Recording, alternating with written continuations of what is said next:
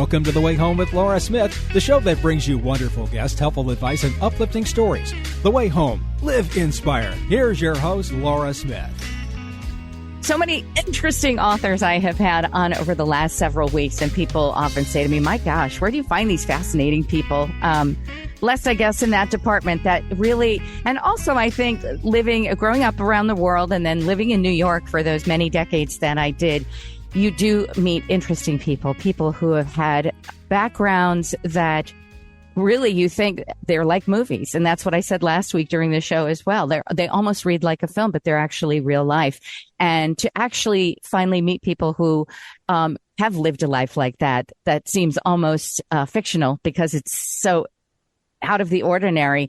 I just love talking to people and finding out where they came from, where they're going, and how it's going.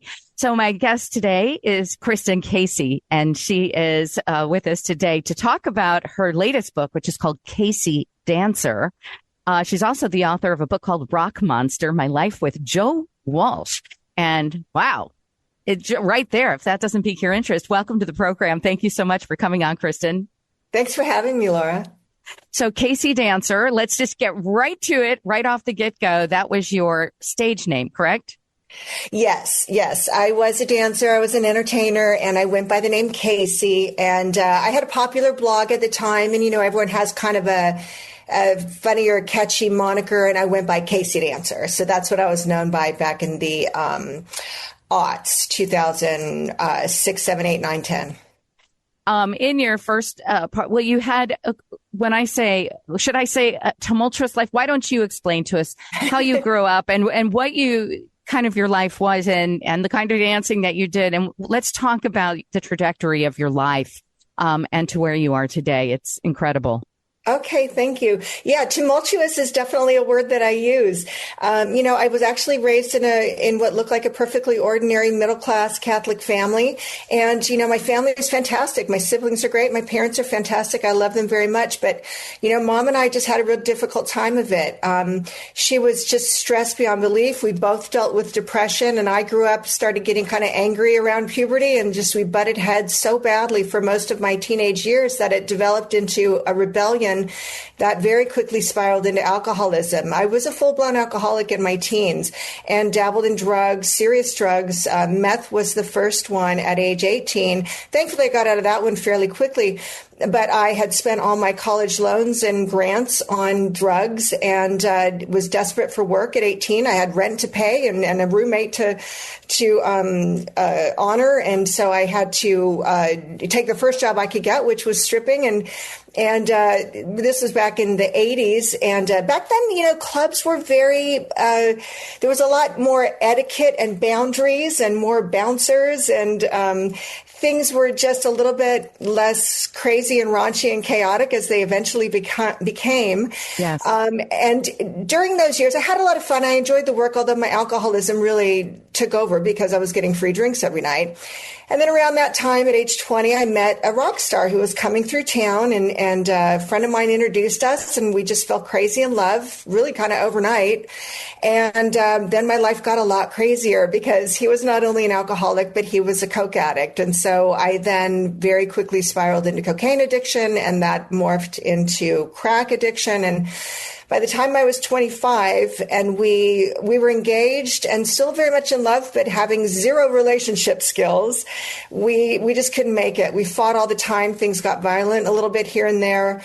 And we eventually broke up. And because I had spent the first half of my 20s just abandoning my own identity as a wannabe writer, as sort of a college student, I just threw it all out the window and based my entire identity on my partner, on my famous rock star, glamorous partner who was very successful. I had no identity of my own. And so what happened when we broke up is I felt unmoored. I felt like I was on the edge of a precipice and being sucked into a vacuum of nothingness. And I just decided I don't exist without him. I mean, I was, mentally ill with alcoholism and drug addiction. And so I wasn't thinking clearly. And I decided the best thing to do for myself and everyone else in my life was just to kill myself. So I decided to drink myself to death and spent the next couple of years coming very close to doing that. And that is what Rock Monster, my first book, is about that whole story. And then, spoiler alert, I lived and I got sober. And so it does have a happy ending. Well, thank goodness for that. I think about, stories like yours. And, again, there's a warning here. It's a lot more on the underbelly of entertainment that we're talking about your life as a stripper, and which started coming out, I would say, in the 80s and 90s, that they were doing news stories and exposés on women who were like going to college, but paying their bills by doing things like that. So it started coming into the psyche of the American people that this was a real world that existed where people were like you, were doing it, to kind of live their life. But for people like you that had addictions and depression and everything else that went with it, I wonder, hearing this story, and I'm thinking about you at that tender age of like 25, you're with Joe Walsh. Life's been good to me so far. We can only imagine the kind of crazy escapades. But how do you survive living a daily life like that? How do you survive? Well, some people don't. I lost friends who were living that same lifestyle. I lost them to untreated alcoholism. I lost them to overdoses. We almost lost Joe. He was on the verge as well. He was very ill when he finally got sober. And thankfully, the Eagles held an intervention and got him sober just in time to save his life, probably. And people talked about getting me an intervention. I think the reason I made it is because, honestly, and I've given this a lot of thought, I had what I would call a spiritual experience. I at the time, if you had asked me those last couple of years when I was really very focused on suicide, if I had any hope left, I would have told you no, absolutely. There's no hope for me. I'm out of here. I just don't want to live this life anymore. I'm not good at it. I don't know how to do it. And I'm just a burden on everyone. But the truth is I did have hope. And I also did believe that there was some sort of higher power out there. I didn't understand what it was. I didn't believe in the sort of Santa Claus figure or the Sistine Chapel old man in the sky, but I believed in something, a conscious power that loved me and had a purpose for me. And when it came down to it, when the day came where I was so sick, I really thought I might die that day. A veil was lifted. I lay there unable to move or speak, and I was just so sick. All I could do was just vomit all day long. I couldn't even speak. I was so sick. And I just lay there thinking about what was about to happen, and I just realized suddenly this is not what was meant for me. This is not how I'm meant to go. This is not how you play the game of life. And that life was a gift, and that I was meant to find my purpose and fulfill it. And maybe I'd blown whatever purpose God had given me, but there was maybe another purpose out there. And I really wanted to be a writer. And so I started, once I got sober, I threw myself into writing just a lot of small pieces, and then also trying to become part of mainstream society, like become a contributing, functioning member of society. I got into real estate. And then eventually, it was very hard to be a writer and do real estate at the same time because they both required so much time and effort. So I went back to stripping in my late 30s. But this time I had much better boundaries. The clubs really did not, but I did. I was a much more mature person. And one thing about that work, I think, is that it really is dependent upon the individual doing it to be a mature person with healthy boundaries. A lot of the older women who do that, or a lot of the more grounded women who do that, are putting themselves through school. I knew a couple of girls working on their PhD. I knew a woman getting her law degree. And then, of course, you worked in the same night, you'd be working with girls who were working for a pimp or who were working for their next, package of drugs. So I believe in that saying of Mae West, maybe it's not what you do, it's how you do it. And so the second time around, I did it in a more healthy way. But at the same time, it's not exactly my life's purpose to be a stripper. And so I eventually was able to get to move on from that work and I'm a full-time writer now. And so I write a book about my experiences. Okay. And I know you say you do yoga, you teach yoga? I don't teach yoga, but I was at the time, especially when the period I was writing this book about, I was a full-time yoga student. I probably did 8 classes a week, and these classes were 1.5 to 2 hours long. So what I learned in my yoga classes is that the yoga room is kind of a microcosm of the macrocosm of your life. Because in yoga, what you're really learning more than anything, at least for me, was to find this balance between strength and flexibility. Because if you're all strength without any flexibility, you're going to injure yourself. And the vice versa is true as well. If you're overly flexible but not strong when you need to be strong, then you're going to injure yourself. You're going to tear something. And so it's the same in life and relationships. If you're in a relationship and you're just being flexible without being strong and standing up for yourself and being empowered and saying, these are my needs and these are my wants and these are my boundaries, you're going to get hurt. You're going to get injured emotionally. And if you're too rigid and you say, this is my way or the highway, and you're never flexible at all, you're going to lose that relationship. And so I use yoga as a metaphor in the book a lot. So that's why the subtitle includes a little hot yoga. When you had that sort of spiritual epiphany the day you were sick and thought you were going to die and didn't, and then you started to live what you felt was more purpose driven or whatever, and then you went back to the industry, the stripping industry. How did you reconcile that within yourself? And then did you eventually have a total and full break from that life completely? And is it grounded in any spiritual beliefs now? Like where are you now in your journey, and how has that been reconciled for you? That's such a great question. So when I went back, it was less about flaunting sexuality and getting my ego boosted from how many men I could turn on in the course of a night, because as an 18-year-old, 20-year-old, that those ages, you get this sense of empowerment because you're able to just get guys eating out of the palm of your hand. And there's nothing spiritual about that. I'm sorry, there really isn't, that's not where you should be getting your sense of self-esteem. Once I got older, I already had a sense of self-esteem, and I approached the work in a really different way. What I noticed when I was stripping was that most of the men who came in there were coming in because there was something missing in their life. And maybe that wasn't the best place to find it, but it was the places that they were drawn to. And what they needed was to be appreciated, to be seen, to be, they needed affection. They were lonely.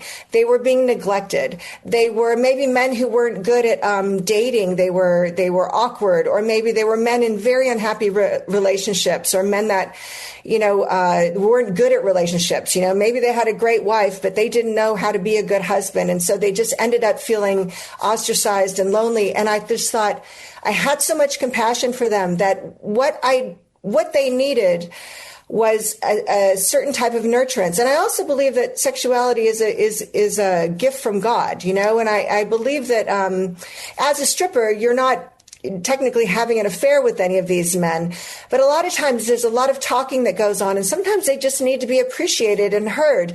And for men also, they tend to feel the most authentic, and I think the most grounded and vulnerable when they're feeling masculine and turned on a little.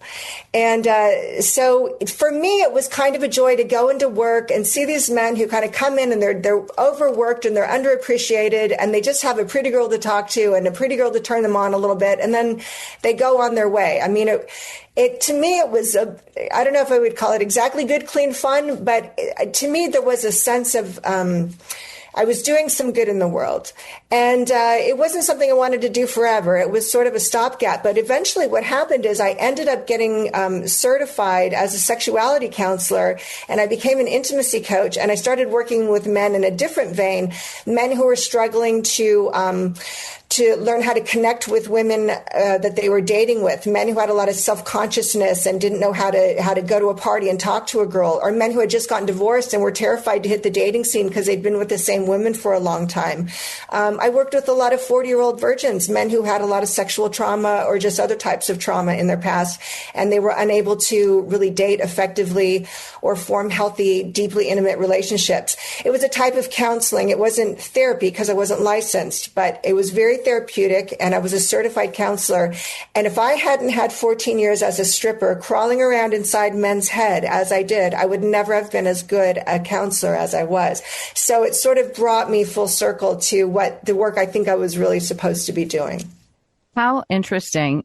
And I know it's probably a shock to many people, even to me. And I lived in New York for 42 years. I've seen literally everything. Well, not that I haven't gone to stripping clubs, but I'm saying you meet all types of people and with all types of backgrounds and everything. And there's a shock to the system and to the sensibilities. But, as someone who has grown through all these phases of life, the fact that you are still alive, thank God. I mean, I would venture to say that I'm just happy you're out of that industry just for safety reasons. You were able to find the good in it and what ended up being somewhat purposeful for you within the work. But I'm just glad. I mean, you're on the other side. You're a very brilliant, beautiful person who wants to do good in the world. And for you to be able to continue writing about it must be incredibly healing too. Let me just ask you this real quick. Relationship with your parents, are they still here? Do you have a close relationship with them? Yeah, actually, thanks for asking. My relationship with my parents has done nothing but heal and grow and blossom, and I couldn't be happier about it. We're very close. My father just walked me down the aisle 2 weeks ago when I got married. My mother was there. It was a very, very special occasion. I'm going to see them. They're alive. They're still married. They're healthy as can be. My mother plays tennis at 82, competitive tennis. My father does yoga. And so God willing, they're going to be around for a lot longer, and I can make up for some lost time. Oh, my goodness. What an incredible story. My guest is Kristen Casey. Her latest book is called Casey Dancer. Warning, words of wise to the warning, words of warning to the wise. It is gritty. It tells you, it uses the language of the vernacular of the profession that she was in. It is very raw in that sense, but it truly is a fascinating story of someone who's really lived through everything that you thought maybe at one point you would not be living through at all. And you did, and you're here. So very grateful. Casey Dancer is the name of the book. Be ready. It's quite juicy. And she's also the author of Rock Monster, My Life with Joe Walsh. I'm glad to hear that he ended up getting help as well from the band, the Eagles, which we all love them, and they're still performing and everything. So it's just spectacular. I thank you so much, Kristen. Thank you for sharing your story, and God bless you, and lots of love on your journey and in your new marriage. Oh, thank you so much. It was just a delight to do your show. I'm so glad to be asked. This was great. Thanks. Oh, thank you too.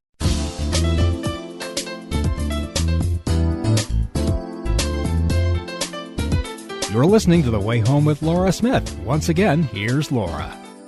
Well, it's that time where many of us, probably later than the ones who are really into the game, are starting to question whether or not AI is for us. And we're getting really curious, and we're even starting to implement it in various aspects of our lives and our jobs. But I am one of those, a little bit of a holdover from, I'm a little scared of it, and I don't really know how deeply I want to get into it and how much I want to incorporate it in my business. We have somebody here, Hilary Hunter. She's the CTO of IBM Infrastructure. And she's going to give us some background and where we are at in terms of just everyday people and their businesses incorporating AI into their infrastructure and into their daily lives. Good morning, Hilary. Thank you. Thanks for having me. Great to talk to you. Yeah, so I'm not an early adopter, as they call them. I am someone who's totally been on the fringe, very skeptical, worried about what the implications are if I do bring in ChatGPT or these other ones that our companies are using. But yet I can see more every day how people are way ahead of me and they're using them to their advantage. But I still have a lot of questions, like, what is this doing? Is this opening me and my work up to vulnerabilities in terms of security and data breach and all this kind of thing? Tell me where we're at right now. Where do you see the average American, the average company in terms of being adopters of AI? Yeah, I would say that pretty much every consumer, whether or not they're making a conscious choice to be using it and going to something like ChatGPT for answers, or they're just interacting with customer service, is experiencing AI. Most are trying to get recommendations, get advice on how to spend their free time. They're trying to summarize information, more quickly compose emails. At work, they're trying to more quickly compose marketing documents or sales information. And in apps, though, like customer service, oftentimes AI is used to help the agent that you're interacting with give you better service. So if they don't have time to look through your full case history on some problem you're having with your laptop or your phone, AI can be helping that agent get you to a solution more quickly because it's helping summarize your case history for them in the background. Right. So it sounds like in terms of convenience, I mean, there's really nothing like it. In my business, in radio, of course, I get worried about people replicating my voice and using it without my permission. And then also just not being in the game for much longer, doing voiceover work and things like that because of cloning. Do you see that a lot, or are there some good protections and in place basically to help protect people like me? I think there's both protections in place and there's also steps that we can individually take as consumers and that we strongly encourage businesses to be taking.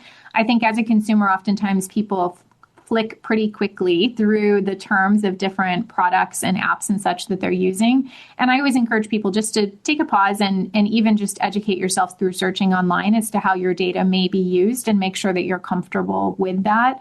From a business perspective, things like falsification or getting malicious behavior out of a model fit into the space that we call governance. One of our products is called watsonx.governance, and the purpose is to help filter the inputs into a model and make sure that people aren't trying to use it maliciously or get it to do inappropriate things, and filter what comes out of it to ensure that there's not bias or unfairness emerging in the behavior, ensure that the language is appropriate to what it should be creating for the circumstance in which it's being used.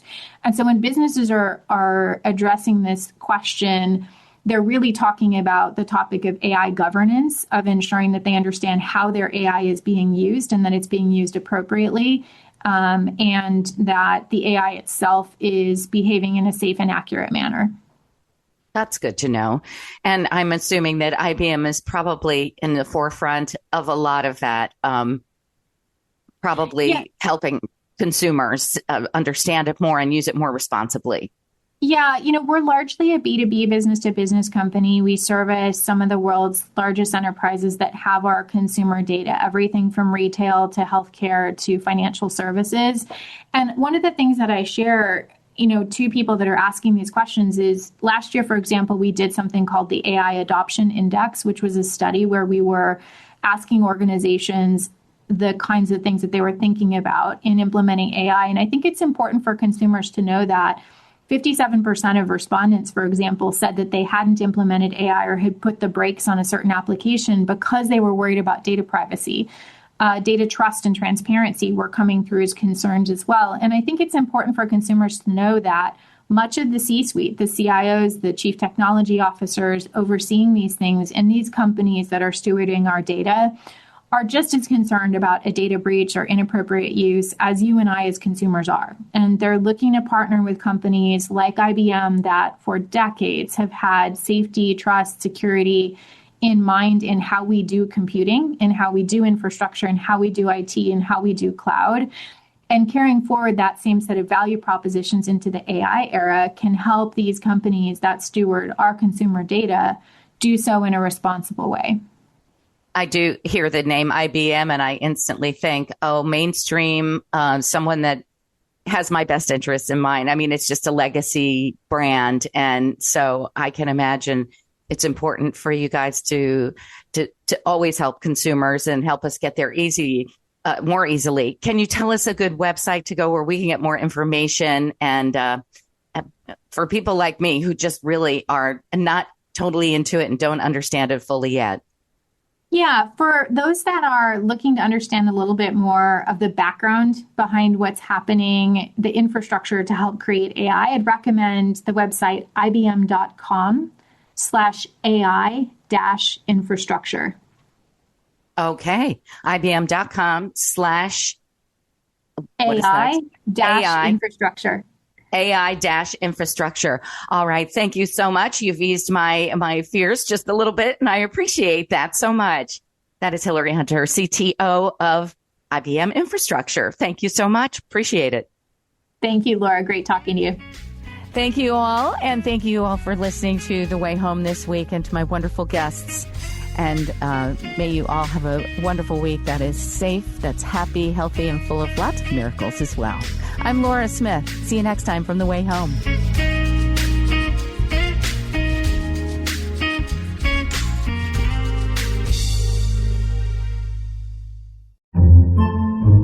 Podcasts by Federated Media.